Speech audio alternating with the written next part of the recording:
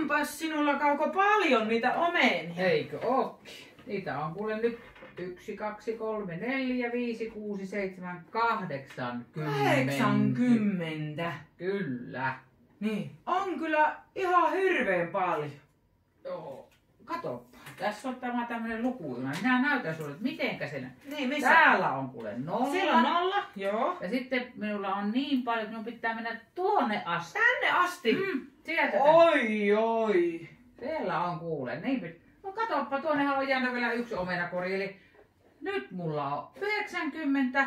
Eli pitääkö sun vetää vähän sinne päin, että ylös? Pitää mennä vielä tuonne asti. Niin, eli tämä on kauempana tämä 90 kuin 80 sitä nollasta. Hyvin oivallettu. Se on muuten totta.